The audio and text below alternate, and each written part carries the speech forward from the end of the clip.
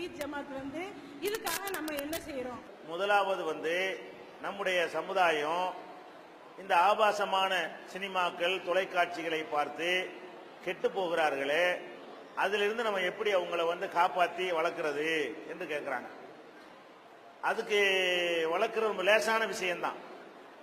என்னன்னு கேட்டா, யதார்த்தமான ஒரு விஷயத்த பெரியவங்களா இருக்கிற நம்ம புரிஞ்சுக்கிறணும். நம்ம என்ன பண்றோம்னு கேட்டா, ஆபாசத்தை பார்க்க கூடாதுன்னு சொல்லிவிட்டு அந்த சீரியல் உட்காந்து பார்த்துட்டு இருக்கிறோம்.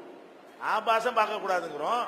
பெரியவங்களா இருக்கக்கூடிய நம்ம என்ன பண்றோம், அந்த நெடுந்தொடர் போடுறாங்க, மெகா தொடர், இந்த மெகா தொடர் உட்கார்ந்து என்ன செய்யறோம், பார்த்துட்டு இருக்கிறோம். அந்த ஆபாசம் எப்படி ஒரு வகையில் தீமையாக இருக்கிறதோ அது மாதிரி இந்த நாடகங்களும் தீமையா இல்லையா? பொய் தானே தம்பிட்டு, அதோட எல்லாமே பொய், அதுல ஒண்ணு கூட உண்மை கிடையாது. அது பிராக்டிக்கல் லைஃபுக்கு ஒத்தே வராது. அவன் காட்டக்கூடிய காட்சிலாம் என்ன இல்ல, அனைத்துமே பொய்யான ஒரு விஷயம்தான். இந்த மாதிரி விஷயத்தை பார்த்து பார்த்து நம்ம பழகி போனோம் என்று சொன்னால் நம்ம கற்பனை உலகத்தில் வாழக்கூடியவர்களாக நம்ம மாறி விடுவோம். நீங்க பார்க்கலாம், உங்க அந்த தொலைக்காட்சியில ஒரு நடிகையோ ஒரு நடிகனோ கதாநாயகன் கதாநாயகி ஏதோ ஒண்ணு இருப்பாங்கன்னு வைங்களேன், அவங்களுக்கு ஏதாவது ஒரு பாதிப்பு வந்துச்சுன்னு சொன்னா உட்கார்ந்துட்டு அழுவுறீங்களா? என்ன செத்துருவானா என்ன தெரியலையே, பிழைக்குவானா தெரியல, ஆஸ்பத்திரி சேர்த்துட்டாங்களே, டெலிவரி ஆக போத புள்ள பெருமா பெறாதா, இப்படின்னு பயங்கரமா பதறீங்க.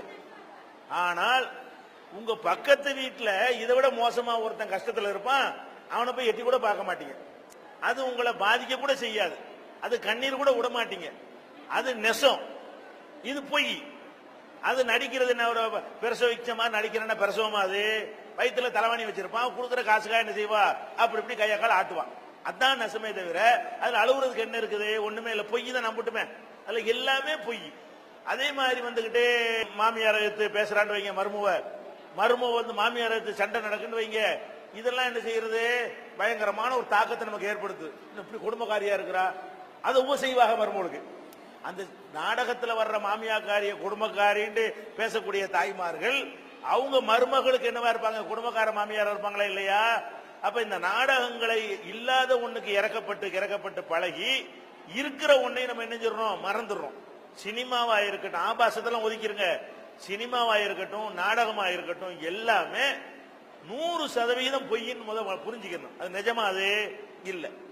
முதலாவது தெரிந்து கொள்ள வேண்டிய விஷயம் என்னன்னு கேட்டா, அது சினிமா நாடகம் அத்தனையிலையும் உள்ள நடிகர்களா வரக்கூடியவர்கள் உலகத்திலேயே மகா மகா மகா மகா மகா எத்தனை வேணாலும் போட்டுக்குங்க, அவ்வளவு களிப்பட்டவர்கள் தான் அதுல இருக்கிறார்கள். சினிமாவுல கதாநாயகனா வர்றவன் கதாநாயகியா வர்றவன் காசுக்காக வேண்டி எதுவும் செய்கிறார்கள். நீங்க என்ன சொல்லுவீங்க? அவளுக தான் சினிமாவுல நாடகங்கள்ல என்ன செய்யறா, உங்களுக்கு நல்ல உத்தம பத்தினி மாதிரி பெரிய ஒரு சீர்திருத்தவாதி மாதிரி தோன்றக்கூடியவங்க யாரு? ஆம்பளை அப்படித்த குடிக்காத ஒரு நடிகன் கிடையாது, இந்த மாதிரி தப்பு பண்ணாத ஒரு நடிகையும் கிடையாது. அங்க நடிக்க சான்ஸ் கிடைக்கிறதா இருந்தாலேயே முதல்ல அவ தன்னையே கொடுத்தாக வேண்டும். அதுதான் அங்க உள்ள சினிமா உலகத்தில் எழுதப்படாத ஒரு விதி. அவ ஒரு பத்தினி மாதிரி உத்தமி மாதிரி அங்க போடும் பொழுது அந்த வேஷம் நம்மளை கவர்கிறது என்று சொன்னால் நம்ம எப்படி நம்மளை மூளைச்செலவு பண்ணிவிட்டான். அவன் ஒரு ஆட்சியை பிடிக்கக்கூடியவனாக ஒரு ஆதர்ச தலைவனாக சினிமாவை காட்டி 60 வருஷம் அரசியல் பண்ணிட்டு இருக்கிறாங்க. 60 ஆண்டுகளாக சினிமா தான் நம்ம தமிழகத்தை செய்து ஆளுகிறது. அப்ப சினிமா என்பது யதார்த்த உலகத்திலிருந்து விலகி அவ்வளவு பொய். எந்த அளவுக்கு பொய் தெரியுமா? அந்த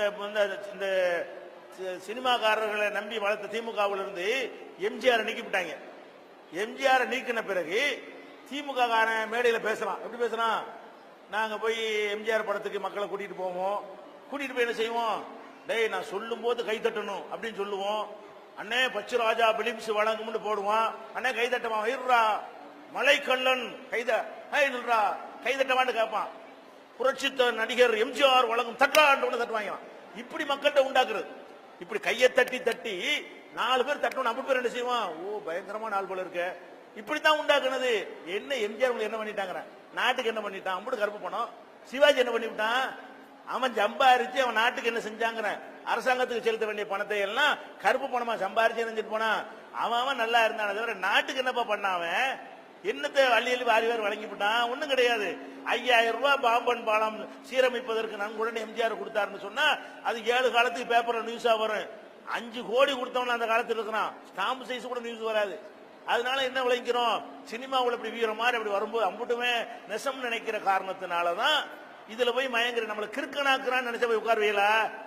நம்மளை லூஸ் ஆக்குறான், அது நல்லா விளைக்கிறோங்க. பேசுறான்ல அந்த பேச்சு அவன் பேச்சா? சினிமாவில் பேசுறான் அந்த பேச்சு, அந்த பேச்சுக்கு அவன் சொந்தக்காரனா? எவனோ உட்காந்து எழுதி கொடுப்பான். இந்த பேச்சுடைய வார்த்தை கூட இவன் வார்த்தை கிடையாது, எவனோ எழுதி கொடுப்பான். அந்த குரல் இருக்காது, அவன் குரல்ங்கிறீங்களா? கிடையாது, அதுவும் டப்பிங் தான். இப்ப அதுக்கு ஆளுக்கு கூலிக்கு இருக்கிறாங்க. இவன் இதான் இவன் வேலை.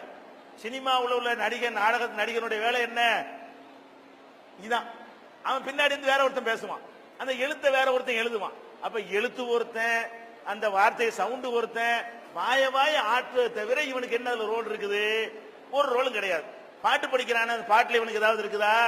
அந்த பாட்டை எழுதினவன் ஒருத்தன், அதுக்கு குரல் கொடுக்குறவன் ஒருத்தன், அது டாம் டிம் இடையில சவுண்ட் கொடுக்குறானே அது ஒருத்தன் உட்கார்ந்துட்டு இருப்பான். 3 பேரும் உட்கார்ந்து என்னமோ பண்ணிக்கிட்டு இப்ப மேல என்னது நம்மளை எப்படி கிரிக்கெட் வச்சுட்டா? அது நெசம். எம்ஜிஆர் படிக்கிறாரு அப்படிங்கிறான், எம்ஜிஆர் படிக்கிறாரு, பேசினாலும் யாருக்கும் புரியாது. தமிழுக்கு டிரான்ஸ்லேஷன் பண்ணணும். அவர் பேசினார்னு சொன்னா தமிழுக்கு என்ன செய்யணும், மொழிபெயர்ப்பு போற அளவு அவர் சுத்தமா பேசுவாரு. அவர் படிக்கிறான், எம்ஜிஆர் படிக்கிறாரு. இந்த மாதிரி நம்மளுக்கு இருக்கனாக்கி விட்டாங்களே, அதுல ஏதாவது நெசமா? சண்டை காட்சி வருதுன்னு வைங்களேன், சண்டை காட்சியில் என்ன இப்படிமா 10 பேர் விடுவாங்க. என்கிட்ட பேர் சொல்லுங்க, நான் அடிக்கிறேன் 10 பேர், நான் அடிப்பேன் அவன் 10 பேர். அவங்க அது மாதிரி உள்ளதுலே வீக்கான ஆளுக்காரனா சினிமாக்காரன் தான். அவன்கிட்ட இந்த தண்ணி அடிச்சு அடிச்சு உடம்புல ஒண்ணுமே இருக்காது. இந்த மாதிரியா உட்கார்ந்துட்டு இவன் என்ன செய்யறான், நம்மளை ஏமாத்திட்டு திரிகிறான். அதுல என்ன நடக்கிறது அப்படின்னு பாத்தீங்கன்னா, ஒரு 2 நிமிஷம் சண்டை காட்டுறான்னு வைங்க, இந்த 2 நிமிஷம் சண்டை 60 தடவை எடுப்பாங்க. எப்படி எடுப்பாங்க? இது ஒரு நாளைக்கு இப்படி கையை ஓங்குவாரு, அதை ஒரு நாளைக்கு எடுத்துருவாங்க, உட்காந்துருவாரு, கடைச்சு போயிருவாரு. அதுக்கு என்ன செய்யறது, வாங்கின கையை இப்படி பாரு, அதை எடுத்துக்கிடுவாங்க. அப்புறமேல இவனை கொண்டு ஜாயின் பண்ணி எல்லாம் விட்டுறது. எப்படி இவன் இப்படி அடிக்கிறான், இப்படிங்கிறது 60 தடவை செஞ்ச காரியம். இப்படி கையை ஓங்குறான்னு சொன்னா 60 தடவை செஞ்ச காரியம். அதே மாதிரி சைக்கிள் ஓட்டுறான்னு காட்டுவான், குதிரையில ஓடுற மாதிரி காட்டுவான். குதிரையில ஓட மாட்டான், இப்படி சேர்ல உட்காந்துக்கிட்டு இப்படிமா அதை மட்டும் காட்டுவாங்க. வேற ஒருத்தர் அதே சட்டையை போட்டு குதிரையில ஓடுவான் தூரத்துல, அது வேற ஆளு. தூரத்துல குதிரையே நெசமா காட்டுறானே அது லாங் ஷாட்டுக்கு போயிருவான், மூஞ்ச காட்ட மாட்டான். இதே கலர் சட்டையை அவன் மாட்டி விட்டுவான். இதே கலர் சட்டையை மாட்டி விட்டவனே அவர் எம்ஜிஆர் குதிரையில போற மாதிரி காட்டுவான். அது எவனோ ஒருத்தன் இதே மாதிரி முடி வச்சு இதே மாதிரி அந்த ட்ரெஸ் மட்டும் கரெக்டா கனெக்ட் பண்ணிக்கிறாங்க. அப்படி தூரத்துல பார்த்தா என்ன செய்யும், எம்ஜிஆர் என்னமா குதிரையில பறக்கிறாரு. அவர் என்ன பண்ணுவாரு, இங்கிலீஷ் சேர்ல உட்காந்து இப்படி பாரு, வணங்குதா. இதுதான் மாட்டு வண்டி ஓட்டினாலும் இப்படித்தான். எல்லாமே மாட்டு வண்டி மட்டும் ஓட்டிடுவாங்க, மெதுவாத்தானே போவோம். கார் ஓட்டலாம் கூட இப்படித்தான், இப்படின்னு வெறுமனே உட்கார்ந்துட்டு செய்யறது இப்படி பண்றது. அந்த கேமரா எடுத்துட்டே போவாங்க, ஓடுற மாதிரி தெரியும். அம்புட்டும் போய் இன்னும் சொல்ல போனா டூப்பு வேற. இதுல இந்த சண்டைக்கு டூப்பு வேற. எப்படி இது வேகமா சண்டை போடுற காட்சியெல்லாம் இவனுக்கு ஒரு சட்டை போட்டுருவாங்கல்ல, அந்த மாதிரி வேற ஒருத்தனை வச்சுட்டு அவன் தான் அடிப்பான், எல்லாம் செய்வான். மனப்பண்ணு இந்த மூஞ்சு காட்டுற காட்சியில மட்டும் ஒரு கொண்டாந்து காட்டுவாங்க.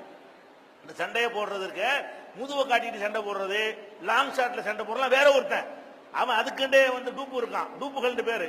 அந்த டூப்பு அப்படி அடிச்சுட்டு இருப்பானா. இப்ப எம்ஜிஆர் கரெக்டா காட்டுமா நினைச்சுவாங்க, ஒரு ஃப்ரேம் எடுத்து வச்சுக்கிடுவாங்க, இடிவான், அது மட்டும் காட்டிக்கிடுவாங்க. அப்ப நீங்க என்ன செய்றீங்க, அம்புட்டு இவர் தான் நினைச்சுக்கிறீங்க. ஒரு சினிமா எடுக்கிறதுக்கு நான் கேட்கிறேன், ஒரு சினிமா எடுக்க 2 வருஷம் எடுக்கிறான். 2 வருஷம் உட்கார்ந்துட்டு வெட்டி கொத்தி கொதறி செதறி ஒண்ணும் இல்லாம இப்படி ஆக்கி என்னமோ பயங்கரமான மாடியில இருந்து குதிக்கிற மாதிரி செய்வான். 60 மாடி உயரம், அந்த மாடியில இருந்து இப்படி மாடல இது ஒரு காட்சி எடுத்துக்குவாங்க இப்படிங்கிற மாதிரி, அது மட்டும் தான் எடுப்பாங்க அவனை வச்சு. அப்புறமா கீழே தரையில எடுத்துக்கிட்டு பொத்துன்னு விழுவான், அதை எடுத்துக்கிடுவாங்க. மேல இருந்து ஒரு பொம்மையை போட்டு விடுவாங்க, இவன மாதிரி சட்டையை போட்டு விட்டு அந்த பொம்மை இப்படி வருமா காட்டுவாங்க. 3ஐயும் சேர்த்து அவன் தான் விழுந்தாங்கிற மாதிரி. அந்த மாடியில இருந்து விழுவே மாட்டான், இப்படிமா அதை மட்டும் எடுத்துக்கிடுவாங்க.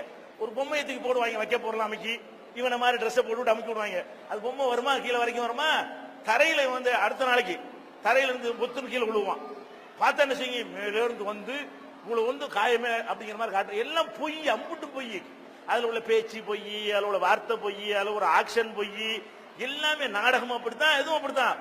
சினிமாக்கள்ல ஒழுக்க சீலர்களாக வரக்கூடிய அம்புட்டு பேர் ஒழுக்கம் கட்டவன்.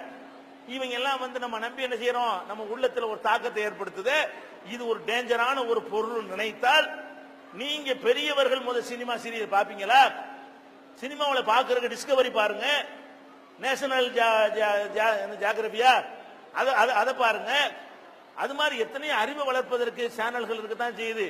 அது மாதிரியான சேனல்கள் பார்த்தோம்னு சொன்னா விஞ்ஞானத்தை சொல்லி தரக்கூடியது, அது மாதிரி எத்தனை விஷயங்கள் இருக்கிறது. அதுகளை பார்க்கலாமே தவிர அல்லது நியூஸ்களை பாருங்க, மார்க் விஷயத்தை பாருங்க. இதெல்லாம் அப்படி பொய்ன்னு உங்களுக்கு தெரியலையா? இது எப்படிப்பட்ட தாக்கத்தை ஏற்படுத்துது? பொய்யெல்லாம் நெசங்கிற மாதிரி ஏற்படுத்துகிறது. அதனால இந்த விஷயத்தை நீங்கள் கேர்ஃபுல்லா கையாள முடிந்தால் செய்யுங்க. பெரியவர்களுக்கு எப்படி சக்தி இல்லைன்னு சொன்னா வீட்டுல டிவி வைக்காதீங்க.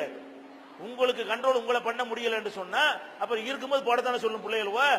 அப்ப நீங்க பிள்ளைகளை கெட்டு போயிட்டாங்கன்னு சொல்வதற்கு முன்னாடி உங்களை நீங்கள் கண்ட்ரோல் பண்ணுங்க.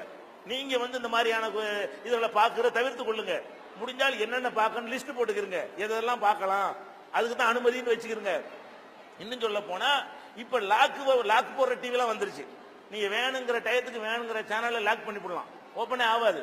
எதெல்லாம் தேவையான அந்த 2-3 சேனல் இருக்குதோ அது மட்டும் தெரியற மாதிரி டிவி என்ன செய்யலாம், சைல்டு லாக்னு போடுறாங்க இல்லையா, அந்த லாக் பண்ணி எல்லாத்தையும் நிப்பாட்டி பண்ணலாம். அந்த மாதிரியாவது கண்ட்ரோல் பண்ணி செய்யணும். நம்மளும் ஒழுங்கா இருந்தோம்னு சொன்னா இது ஒரு பெரிய பஞ்சாயத்தே கிடையாது. இந்த சினிமாங்கிறது மாய பொய் ஒட்டுமொத்த சமுதாயத்தை நாசக்கேடாக்கி விட்டது. ஆட்சியில உட்கார்ந்து நாடு கெட்டு போனது காரணமே என்னது? சினிமாவில் உள்ள மாதிரி வாழ்க்கையில செய்வான்னு பாத்தீங்கன்னா வாழ்க்கையில ஒண்ணும் செய்ய முடியாது. அவனுக்கு ஒண்ணும் தெரியாது. சினிமாவில் உள்ளவனுக்கு அவன் பேசுறது அவனுக்கு சொந்தமா பேச தெரியலன்னா அவன் என்ன நாட்டை என்ன செய்வான்? அவன் பேசுறதுக்கு எவனை எழுதி கொடுத்து அது 40 தடவை உரு போட்டு அதை 72 டேக் எடுத்து இப்படி செய்யக்கூடியவன் என்னன்னு நாட்டுக்கு ஏதாவது செய்வான்? ஒரு மூளையே இல்லாத களிமண் தான் அவனுங்க.